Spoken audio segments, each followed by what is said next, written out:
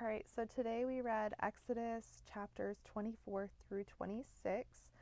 And in chapter 24 is kind of a amazing scene, and it's not a lot of words, but if you think about all the work that had to go into building 12 altars, so God tells them to um, come up with the elders of Israel, Moses and the elders, to essentially commune with the Lord. And it says Moses wakes up early in the morning and builds an altar on the hill and then 12 pillars according to the tribes of Israel. And I'm just imagining that must have taken quite some time and been quite a lot of effort. And then I guess he communes with Moses, Aaron, and Nadab and Abihu, and 70 of the elders of Israel, and they all saw God and then it says, under their feet were a paved work of sapphire stone, and it were the body of heaven in its clearness.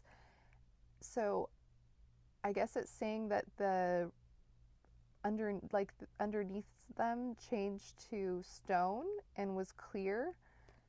And so that's pretty amazing to think about. And this is just an amazing chapter. The whole thing, so many things. I'm just like, wow. And then we get into chapter 25, and he's talking about building all of these things. And you kind of, well, at least I kind of wonder, I'm thinking, like, why is he having them do all of this? And it is so detailed, exactly what it needs to look like.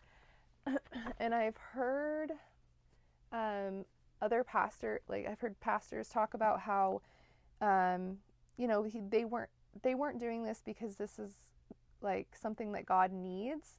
It was something to set them apart, to make them stand out against the people that they were, like the tribes and all of the people that lived around them. So they were like, where did you get all of this advanced, detailed things? And, why are you doing all of these peculiar things, like following the commandments and making yourself holy and sanctifying yourself? All of those things were revolutionary in the time that they lived in.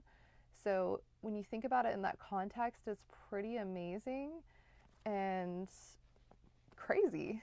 So would love to hear what you're thinking about, what stood out today to you today in the reading, and if you're inclined to comment, would love to hear your thoughts.